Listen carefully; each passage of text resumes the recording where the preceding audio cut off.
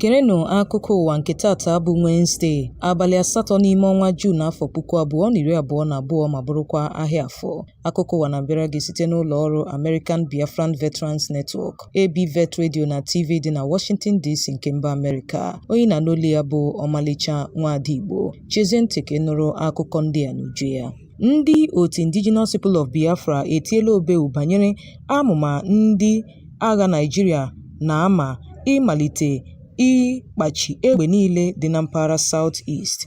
IPOB gbara nke a n'anwụ n'otu ozi o zipụrụ site n'aka ọnụ na-ekwuchitere ya bụ Emma Powerful ụnyaahụ wee sio n'ime obodo ndị a na ọchịchị kansụl ndị a bụ nnọọ nke ndị agha na ndị uwe ojii gbara okirikiri dịka ha na-ama amụma ịmalite atụmatụ ọjọọ ha. Ọ gbara n'anwụ sio na ndị agha na ndị uwe ojii na-atụ atụmatụ ịga n'ụlọ n'ụlọ wee na-akpachisi egbe a megide ndị aka ha dị ọcha n'ime ọchịchị kansụl anọ dị na steeti Imo bụ ime obodo Achingali dị n'Obo, Mbaise, mba anọ nakwa Ihite-Uboma. Otu a gara n'ihu kpọkuo ọha na eze ma ndị nwoke ma ndị nwaanyị na mba ụwa ka ha rụgide gọọmenti Naịjirịa na ndị ọrụ nchekwa ya ka ha hapụ ala Biafra aka ma lekwasị anya n'ebe ndị Fulani na-eyi ndụ egwu nọ, bụkwa ndị na-egosipụta onwe ha dịka ndị ọchịnnama, bụ ndị na-aga n'ihu na-akwaso ndị nne na ụmụntakịrị ndị nwaanyị iko n'ike na mpaghara ugwu. Ka o sila dị, ozi a gara n'ihu kwuo si na nke a akọwala ama ahụ ha gbara na mbụ bụ atụmatụ a na-atụ ikpochapụ ndị Biafra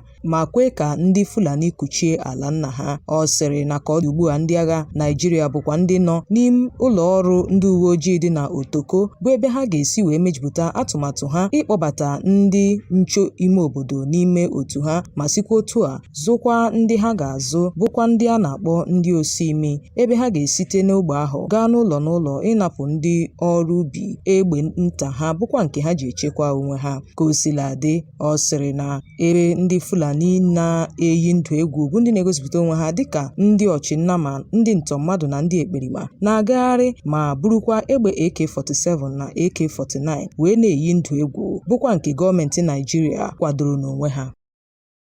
Onye na-achọ nnwere onwe ndị Yoruba bụ Sunday Adeyemo, onye a maara dịka Sunday Igboho, esonyere na ndekurunde ụmụafọ Naịjirịa n'ịkatọ mwakpo ahụ nke ndị na-eyi ndụ egwu wakporo ụlọ ụka St. Francis Catholic Church dị n'Owo na steeti Ondo. Ozi enwetara kọwara sio na ndị ọkpa egbe nọrọ n'ụlọ ụka ahụ wee gbawa ogbunigwe tupu ha amalite ịgba ndị bịara ofufe nrọ n'ụlọ ụka ahụ egbe aghara aghara n'ụbọchị Sọnde gara aga. Mana nzaghachi ya nye mkpamkpa akparanụ, Igboho n'otu ozi o zipụrụ bụkwa nke ndị nta akụkọ nwetara kọwara sio na ya kpere ekpere ka Chineke gharakwa ikwe ka ụdị ihe a mee ọzọ. Ọ sị na ya rịọrọ Chineke ka ọ kasie ezinụlọ ndị nke a metụtara obi. Ọ gwara ndị nne na ndị nna sio na ahụ na Chineke ekwuchiterela ya ọnụ ma gbakwa ama bụ ihe ndị ahụ ọ na-ekwu na mgbe gboo.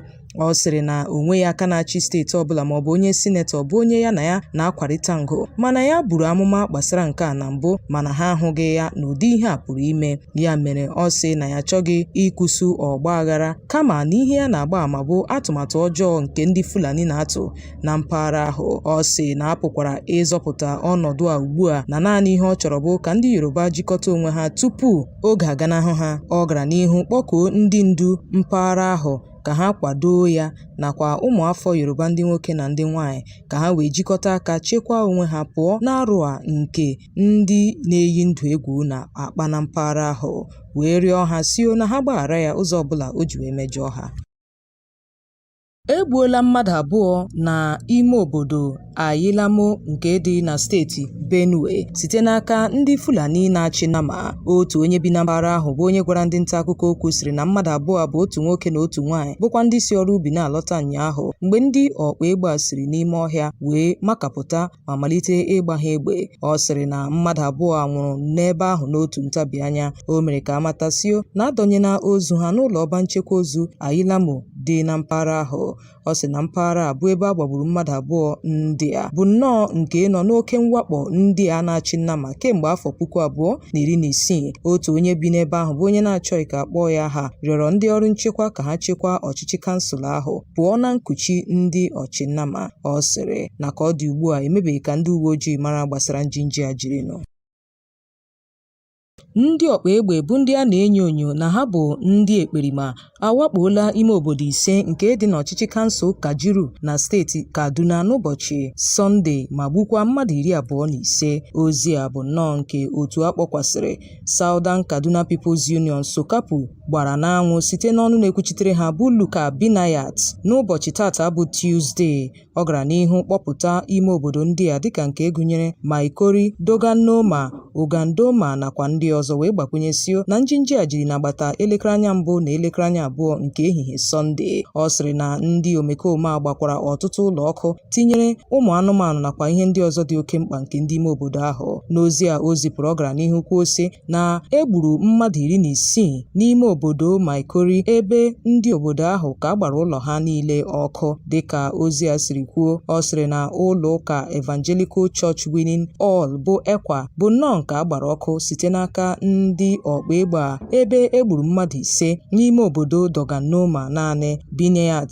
gara n'ihu kwupụtasio na ndị a tụrụ nnọọ ogbunigwe n'otu obi bụkwa nke elere ime obodo ahụ niile kpochapụ ya n'otu ntabi anya. Ka o sila dị, ọnụ na-ekwuchitere ndị uwe ojii bụ Mohammed Jalinge sịrị na a ga-ewepụta ozi gbasara nke a n'uju ya n'oge na-adịghị anya. Igbo ndị nwe mmadụ, chete nke ọma na akụkọ a na-abịara gị site n'ụlọ ọrụ American Biafran Veterans Network ABVet Radio na TV dị na Washington DC nke mba Amerịka. Igbo onye rụrụ ọrụ n'otu ndị agha ka ịbụ onye na-arụ ọrụ dịka onye agha na mba Amerịka nakwa na mba ndị ọzọ gbaa gburugburu, ABVet na-akpọ gị ka ị bịa sonyere otu ahụ. Naanị nyopuo ha n'akara nwudide www.abvet.org maọbụ na WhatsApp 202-250-0001. Onye na n'olu ya bụ Omalicha Nwada Igbo. Chezie ntị ka ị nụrụ akụkọ ndị fọdụrụnụ.